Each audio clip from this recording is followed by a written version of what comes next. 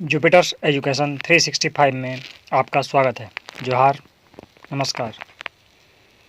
आज हम लोग जेटेट के अंतर्गत विज्ञान विषय को पढ़ाई करने जा रहे हैं, जिसमें टॉपिक है हमारा पौधों में पोषण, न्यूट्रिशन इन प्लांट्स। प्लांट में किस तरह से पोषण होता है, इसके बारे में पढ़ाई करने जा रहे हैं। ये एक छोटा टॉपिक और इम्पोर्टेंट टॉपिक है। विज्ञान में स्कोरिंग मार्क्स के लिए ये टॉपिक अच्छा है। इसको ध्यान से सुनेंगे और इस पर हम लोग कुछ एमसीक्यू करेंगे। एमसीक्यू में प्राप्त मार्क्स ने आपको ये बता देगा कि आपकी अंडरस्टैंडिंग कितनी डेवलप हुई है और आप कितने अभी तैयार हैं। यानी न्यूट्रिशन क्या है? जीवधारियों द्वारा भोजन प्राप्त करने, उसका उपयोग करने तथा शरीर की वृद्धि, विकास और ऊर्जा प्राप्ति के लिए अपनाई जाने वाली प्रक्रिया को पोषण कहते हैं। पोषण का मतलब क्या है? हम भोजन प्राप्त करते हैं, उससे हमें ऊर्जा प्रदान होता है, हम वृद्धि करते हैं, हम विकास करते हैं और सभी कार्य करने की क्षमता प्राप्त होती है। यही पोषण है। पोषण का मुख्य महत्व क्या है? ऊर्जा प्रदान करना। दूसरा, वृद्धि और विकास में सहायता करना। तीसरा, क्षतिग्रस्त कोशिकाओं की मरम्मत करना और रोगों से लड़ने की क्षमता प्रदान करना। तो पोषण, शरीर को सही पोषण मिलेगा तो ये सभी काम होंगे, अगर नहीं मिलेगा तो ये सभी काम नहीं हो पाएंगे। परपोषी, स्वपोषी, जो अपना भोजन स्वयं बना लेते हैं, जैसे आम, बरगद, नीम, गेहूँ, धान, हरे पौधे। ठीक है, इनको किन्हीं से भोजन लेने की आवश्यकता नहीं पड़ती, ये अपना भोजन स्वयं बनाते हैं। मिट्टी से, जल से, वायु से कार्बन डाइऑक्साइड लेकर और सूर्य के प्रकाश की उपस्थिति में और पत्तों में जो क्लोरोफिल पाया जाता है उसके इस्तेमाल से ये प्रकाश संश्लेषण स्वयं कर लेते हैं। तो प्रकाश संश्लेषण में सबसे महत्वपूर्ण होता है सूर्य का प्रकाश की उपस्थिति होना, पौधे के हरे पत्ते द्वारा क्लोरोफिल का इस्तेमाल करके, मिट्टी से जल का इस्तेमाल करके और वायुमंडल से कार्बन डाइऑक्साइड का इस्तेमाल करके प्रकाश संश्लेषण किया जाता है। फोटो मीन्स प्रकाश, सिंथेसिस मीन्स निर्माण, यानी प्रकाश की उपस्थिति में भोजन का निर्माण ही प्रकाश संश्लेषण क्रिया कहलाती है। ठीक है, तो सूर्य के प्रकाश की उपस्थिति में हरे पौधे द्वारा जो क्रिया किया जाता है, भोजन बनाने की क्रिया, वही है प्रकाश संश्लेषण। संश्लेषण के लिए आवश्यक 4 तत्व जो कि हमने अभी देखा। सूर्य का प्रकाश होना आवश्यक है, क्लोरोफिल होना आवश्यक है, जल यानी वाटर H2O होना आवश्यक है, कार्बन डाइऑक्साइड CO2 होना आवश्यक है। ये चारों चीज़ जब मिलता है तभी पौधे सूर्य के प्रकाश की उपस्थिति में प्रकाश संश्लेषण क्रिया कर पाते हैं। रासायनिक समीकरण दिया हुआ है 6CO2 + 6H2O, जो कन्वर्ट हो जाता है C6H12O6 में और 6O2 में। ये सूर्य के प्रकाश और क्लोरोफिल की उपस्थिति में ये क्रिया होती है, जिसमें कार्बन डाइऑक्साइड और जल प्रतिक्रिया करके क्या बनाते हैं? तो ग्लूकोज और ऑक्सीजन। ऑक्सीजन वायुमंडल में छोड़ दिया जाता है, जिसे हम श्वास के रूप में इस्तेमाल करते हैं, और जो ग्लूकोज बनता है वह अपने पौधे अपना भोजन के लिए उसको इस्तेमाल करते हैं। अब प्रकाश संश्लेषण का क्या महत्व है? तो पौधों के लिए उनके मुख्य भोजन ग्लूकोज का निर्माण करता है, जिसके कारण पौधे वृद्धि करते हैं। ठीक है, मानव व पशुओं के लिए जीवनदायिनी ऑक्सीजन गैस प्राप्त होती है। अगर सूर्य प्रकाश संश्लेषण की क्रिया ना करे तो वायुमंडल में ऑक्सीजन की कमी हो जाएगी और जीव जंतु ऑक्सीजन नहीं ले पाएंगे। तो ये जीवनदायिनी ऑक्सीजन को हमें प्रदान करता है। पृथ्वी का भोजन के लिए मुख्य स्रोत क्या है? तो पेड़ पौधे हैं, इसलिए ये क्रिया आवश्यक है। में कार्बन डाइऑक्साइड की मात्रा को भी नियंत्रित करता है और ऑक्सीजन का संतुलन बनाए रखता है। हम लोग ऑक्सीजन लेते रहते हैं और कार्बन डाइऑक्साइड छोड़ते रहते हैं। अगर ऐसी प्रक्रिया चलती रही तो वायुमंडल में कार्बन डाइऑक्साइड बहुत ज़्यादा बढ़ जाएगा। तो उसको बैलेंस करने के लिए हमारे द्वारा छोड़े गए कार्बन डाइऑक्साइड को पेड़ पौधे ग्रहण करते हैं, उसे ऑक्सीजन में कन्वर्ट करते हैं। इस तरह से कार्बन डाइऑक्साइड का एक संतुलन बना रहता है। अब आ जाइए विषम पोषी पोषण। ऐसा पोषण जो विषम पोषी, यानी जो अपने भोजन के लिए किसी दूसरे पर निर्भर करते हैं, स्वयं भोजन नहीं बना पाते। जैसे पहला, परजीवी। जो पौधे अपना भोजन किसी अन्य जीवित पौधे से प्राप्त करते हैं उन्हें परजीवी कहते हैं। जिस पौधे से वे पोषण चुराते हैं उसे परपोषी कहते हैं। जैसे अमर बेल। अमर बेल एक ऐसा बेल है जो क्या करता है? अपना भोजन स्वयं नहीं बनाता है, बल्कि किसी पेड़ या पौधे में लिपट जाता है और उसके पोषण को चुरा लेता है। यह पीले रंग की पतली बेल जैसी होती है। इसमें क्लोरोफिल बिल्कुल नहीं होता है। अगर पूछा जाए कि अमर बेल में क्लोरोफिल पाया जाता है तो बिल्कुल नहीं पाया जाता। ठीक है, अमर बेल एक पूर्ण परजीवी का सर्वप्रमुख उदाहरण है। पूर्ण परजीवी बोला जाए तो कौन है? अमर बेल। ठीक, अब है कीट भक्षी पौधे। वे पौधे जो कीट पतंगों को पकड़कर उनका पाचन करते हैं तथा उनसे पोषण प्राप्त करते हैं।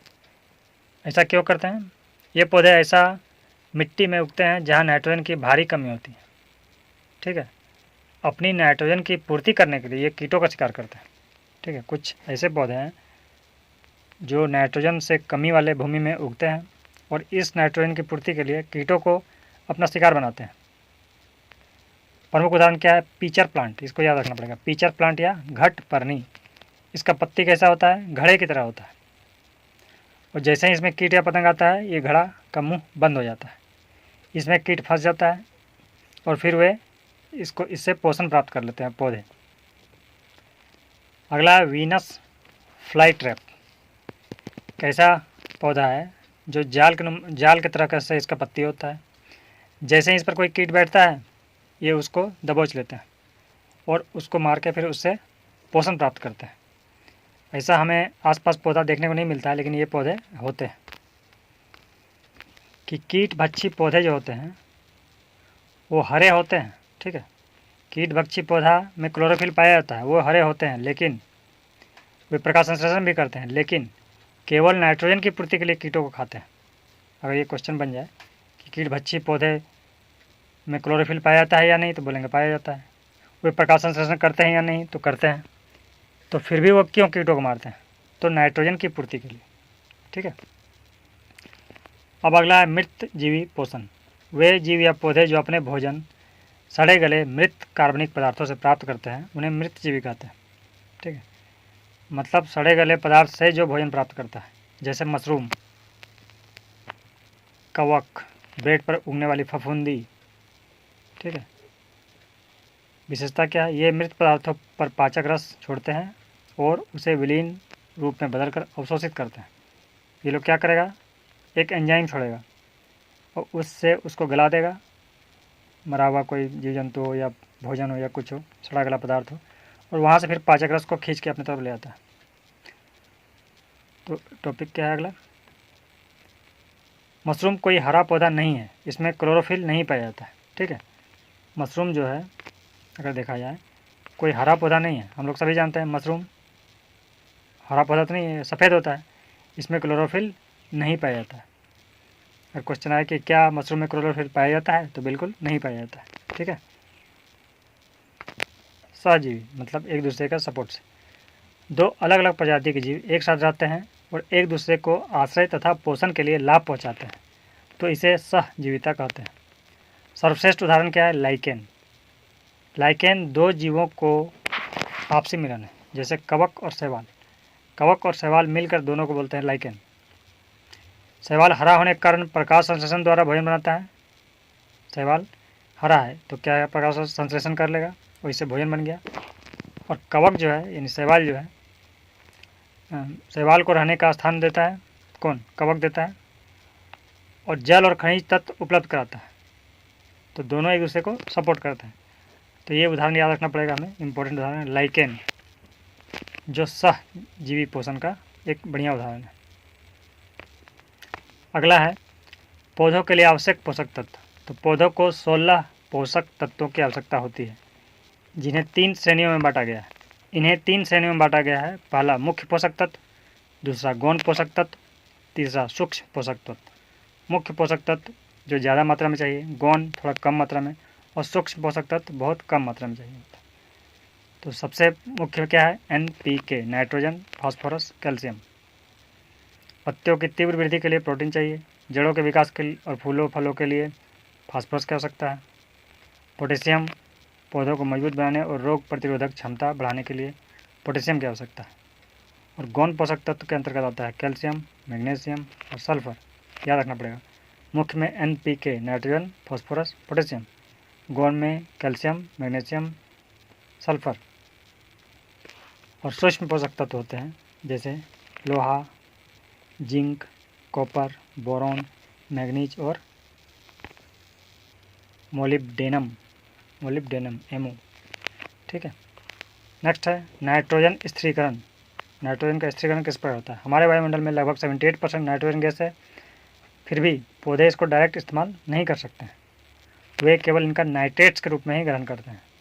तो एक प्रक्रिया द्वारा नाइट्रोजन से नाइट्रेट बनाया जाता है और फिर इसको पौधे ग्रहण करते हैं। तो इसके लिए एक जीवाणु होता है जिसको बोलते हैं राइजोबियम। ये जीवाणु क्या करते हैं, ये दलहनी पौधों में जैसे चना, मटर, अरहर, मूंग की जड़ में पाया जाता है। ठीक है। यह वायुमंडल की गैसीय नाइट्रोजन को सोख कर उसे घुलनशील उपयोगी यौगिक में बदल देता है। ये क्या करते हैं, वायुमंडल से नाइट्रोजन को पोषण करते हैं, उसको खींचते हैं अपने तरफ और फिर उसको नाइट्रेट में चेंज करते हैं और उस नाइट्रेट को पौधे द्वारा प्राप्त किया जाता है। बदले में पौधा इस जीवाणु को रहने का स्थान और भोजन देता है। यह भी एक सहजीवी संबंध है। इससे पहले हमने सहजीवी संबंध देखा था लाइकेन में, दूसरा राइजोबियम में। ये दोनों इंपॉर्टेंट याद रखना है। मिट्टी की प्राकृतिक उर्वरता को बढ़ाता है, जिससे रासायनिक खादों की कम आवश्यकता पड़ती है। राइजोबियम क्या करता है, मिट्टी की प्राकृतिक उर्वरता को बढ़ाता है, जिससे हमें खाद पर कम डिपेंड रहना पड़ता है। समाप्त हुआ। और इस पर कुछ इंपॉर्टेंट प्रश्न को देखते हैं। इन प्रश्नों का आपको हल करना है और बिना देखे पहले बनाना है, फिर प्रयास करना है कि कितना मार्क्स आया उसको मैच करना है। अगर आपका ठीक ठाक आ रहा है, 10 में से कितना आ रहा है वो देखना है। 60% 70% आ रहा है तो बहुत अच्छा, इससे ज़्यादा आ रहा है तो बहुत ही अच्छा, कम आ रहा है तो और थोड़ा प्रयास करेंगे। चलिए, पहला क्वेश्चन है, हरे पौधे अपना भोजन स्वयं बनाते हैं, इसलिए उन्हें क्या कहा जाता है? स्वयं बनाते हैं तो क्या कहा जाएगा बताइए? विषमपोषी कि परजीवी कि स्वपोषी कि मृतजीवी? इसका क्या है, स्वपोषी। नाम में है स्व माने स्वयं, स्वयं पोषण करता है मतलब स्वयं भोजन बनाता है। ठीक है। अगला है, प्रकाश संश्लेषण के लिए निम्न में से कौन सा वर्णक आवश्यक है? प्रकाश संश्लेषण के लिए कौन सा चाहिए, हीमोग्लोबिन, क्लोरोफिल, केरोटीन या मेलानिन? बताइए। हम लोगों ने देखा था कि पत्ते जो हैं उनमें क्लोरोफिल पाया जाता है, ग्रीन। ठीक है, ग्रीन पत्तों में, हरे पत्तों में क्लोरोफिल पाया जाता है, उसी से प्रकाश संश्लेषण किया जाता है। तो इसका आंसर है क्लोरोफिल। प्रकाश संश्लेषण के दौरान कौन सी गैस वातावरण में छोड़ी जाती है? बताइए, ये तो आसान है, नाइट्रोजन, कार्बन डाइऑक्साइड, ऑक्सीजन या हाइड्रोजन। तो हमें पता है कि प्रकाश संश्लेषण में पौधे कार्बन डाइऑक्साइड को ग्रहण करते हैं और ऑक्सीजन को छोड़ते हैं। तो यहाँ पूछा जा रहा है कौन सी गैस छोड़ी जाती है, तो आंसर है ऑक्सीजन। ठीक है, हमारा आंसर क्या होगा, ऑक्सीजन। अब है, अमर बेल किस प्रकार का पौधा है? कीटभक्षी है कि परजीवी है कि सहजीवी है कि स्वपोषी है? अमर बेल हमने पढ़ा था कि वो पौधा उसका हरा नहीं होता है पत्ता, वो दूसरे पौधे पर लिपट कर उससे पोषण प्राप्त करता है। तो ये क्या है, परजीवी, दूसरे से अपना जीवन यापन करता है, दूसरे के भोजन को चुरा कर। ठीक है। टीचर प्लांट या घट पर्णी किस प्रकार का पौधा है? वही पौधा जो घड़े के समान होता है और कीट को अपने अंदर छिपा के दबा के मार देता है। क्या है, परजीवी है, मृतजीवी है कि कीटभक्षी है? बताइए। तो पीचर प्लांट किस प्रकार का पौधा है बताइए? यह है कीटभक्षी, जो कीट को अपने अंदर छिपा के अपने अंदर समा लेता है, उसको मार देता है। तो ये कीटभक्षी प्लांट है। ठीक है। तो नाइट्रोजन की कमी को पूरा करने के लिए, ये ध्यान रखना है, नाइट्रोजन की कमी को पूरा करने के लिए कीटों को फंसाकर उनका पाचन करता है। यहाँ पर ये क्लोरोफिल की कमी को पूरा करने के लिए, भोजन बनाने के लिए नहीं, नाइट्रोजन की कमी को, इस बात को विशेष ध्यान रखना है। अगला है, लाइकेन किस सहजीवी संबंध है? लाइकेन किसका सहजीवी संबंध है बताइए? दो लोग का होता है, दो लोग मिलकर लाइकेन का निर्माण करते हैं। इसका आंसर क्या था, कवक और शैवाल, शैवाल और जीवाणु, कवक और जीवाणु, कवक और काई। तो कवक और शैवाल हमने पढ़ा था, कवक और शैवाल, इन दोनों का मिलकर ये एक ग्रुप है, एक सहजीविता का निर्माण करते हैं ये लोग, जिसमें शैवाल जो है भोजन प्रदान करता है और कवक जो है खनिज, जल तथा सुरक्षा प्रदान करता है।